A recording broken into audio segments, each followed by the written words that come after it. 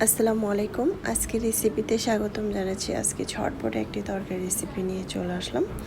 এই তো প্রথমে আমি এখানে একটি বেগুন নিয়েছি, বড় সাইজের বেগুনটাকে সুন্দর করে কেটে নিয়েছি।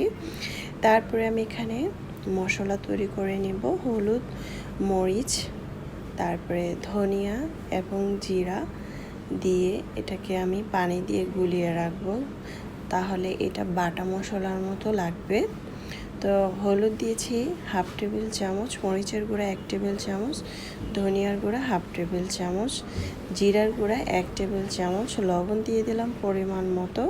তারপরে পানি দিয়ে দিচ্ছি একটু পরিমাণ, প্রায় 3 টেবিল চামচের মতো পানি দিয়ে সুন্দরভাবে মশলাটাকে আমি ভিজিয়ে রাখবো। তাহলে বাটা মশলা যে বেটে তরকারি রান্না করলে যে স্বাদটা পাবেন, সেই স্বাদটা এই তরকারির মধ্যে পাওয়া যাবে। তারপর আমি এখানে মাছ নিয়েছি, দেখতে পেয়েছেন। মাছগুলো আমি যে বড় সাইজের যে পুঁটি মাছটাকে বলে, সেই মাছটাকে আমি ভালোভাবে ধুয়ে পরিষ্কার করে কেটে নিয়েছি। তারপরে আমি এখানে হলুদ, লবণ, মরিচ এবং আদা আর রসুন দিয়ে সুন্দরভাবে এটাকে আমি মেখে নেব। এভাবে মেখে নিলে অনেক সময় মাছের ভিতরে কিন্তু মশলা যায় না, তাই এভাবে মেখে রাখলে কিন্তু মশলা খুব সুন্দরভাবে যায়। তা আমি খুব সুন্দর করে এটাকে ম্যাসেজ করে নিচ্ছি। মাছের ভিতরে কিন্তু আমি ছোট ছোট করে কেটে নিয়েছি ছুরি দিয়ে। তো আমার কিন্তু মাখা হয়ে গিয়েছে, দেখতেই পেয়েছেন। তারপরে আমি এখানে আলু আর বেগুনটাকে কেটে নিয়েছি, দেখতে পেয়েছেন কি করে। তারপরে এখানে হলুদ দিয়ে দিলাম আর দিয়ে দিচ্ছি লবণ, দিয়ে আমি এটাকে খুব সুন্দরভাবে মশলাটাকে মিক্স করে নিব বেগুন আলুর সাথে।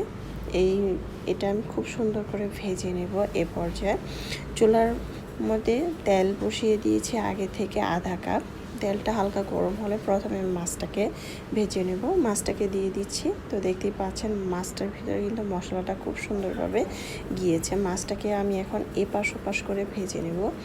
আপনারা যদি শুধু মাছ ভাজা দিয়ে ভাত খেতে চান, তাহলে মাছটা এভাবে সেমভাবে মাছটাকে মশলা মেখে একদম কড়কড়া করে ভেজে নেবেন। তাহলে গরম গরম ভাত দিয়ে খেতে কিন্তু অসম্ভব মজার হবে। আর তাছাড়া আপনারা যদি শুধু মাছ ভাজাও খেতে চান, তাহলে একদম কড়কড়া করে এভাবে খেতে পারেন। তো দেখতে পাচ্ছেন মাছটা কিন্তু খুব সুন্দর করে ভাজা হয়ে গিয়েছে। এ পর্যায়ে মাছটাকে উঠিয়ে নিয়েছি, দেখতে পেয়েছেন মাছটা কিন্তু একটু ভেঙে যায় নাই।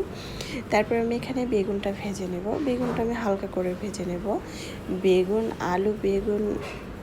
ভেজে তরকারিটা রান্না করলে খেতে কিন্তু অনেক মজার হয়। অনেক সময় দেখবেন তরকারি অল্প হলেও কিন্তু খেতে ভালো লাগে। তো চুলার আঁচটাকে বাড়িয়ে আমি কিন্তু বেগুনটাকে ভেজে নিয়েছি। অনেক সময় বেগুন দেওয়ার পরে কিন্তু চুলার আঁচটাকে কমিয়ে দিলে তাহলে কিন্তু তেলটা বেগুনটা তেলগুলো সবগুলো খেয়ে ফেলবে। তাই চুলার আঁচটাকে বাড়িয়ে বেগুন ভাজবেন, তাহলে তেলও বেশি লাগবে না। তো আমি খুব সুন্দর করে এটাকে ভাজা হয়ে গিয়েছে, এখন আমি উঠিয়ে নিয়েছি। এখন ওই প্যানটার মধ্যে, ওই তেলটার মধ্যে আলুগুলো সেমভাবে ভেজে নেব। দেখতে পাচ্ছেন আলুটা কিন্তু আমি একটু মোটা করে কেটে নিয়েছি। এখন আলুটাকেও দিয়ে দিচ্ছি, আলুটাকেও সেমভাবে আমি সুন্দর করে ভেজে নেব। খুবই মজাদার একটি তরকারি। এভাবে তরকারিটা রান্না করলে খেতে অসম্ভব মজার হয়। আর যদি আমার ভিডিওটা ভালো লাগে, তাহলে প্রথম থেকে শেষ পর্যন্ত ভিডিওটা দেখবেন, টেনে টেনে দেখবেন না। তো আলুটা খুব সুন্দরভাবে ভাজা হয়ে গিয়েছে। এখন ওই তেলটার মধ্যে দিয়ে দিচ্ছি 2টি শুকনো মরিচ, 1 চিমটি আস্ত জিরা। তারপরে আমি এখানে দিয়ে দিচ্ছি 1 চিমটি সরিষা আর 1 চিমটি কালি জিরা দিয়ে দিচ্ছি। দিয়ে খুব সুন্দরভাবে এটাকে নেড়ে চেড়ে ভেজে নেব। ভেজে নিয়ে এখন আমি এখানে দিয়ে দিচ্ছি মশলা। এখানে আমি আদা, টমেটো, রসুন, পেঁয়াজ দিয়েছি, প্রায় 4-5টার মতো ব্লেন্ড করে নিয়েছি, দেখতে পেয়েছেন। এখন আমি এটাকে সুন্দর করে কষিয়ে নেব। তো দেখতেই পাচ্ছেন এটা কিন্তু খুব সুন্দরভাবে কষানো হয়ে গিয়েছে। এখন আমি যে মশলাটাকে গুলিয়ে রেখেছিলাম, সেই মশলাটাকে দিয়ে দিচ্ছি। আমি যেভাবে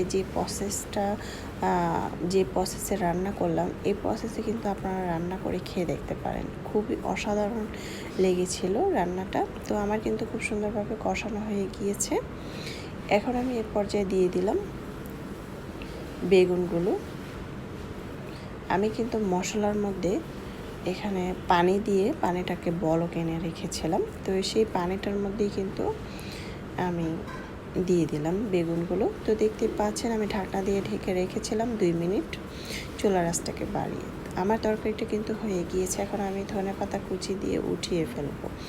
এভাবে তরকারি রান্না করলে খেতে অসম্ভব মজার হয়েছিল।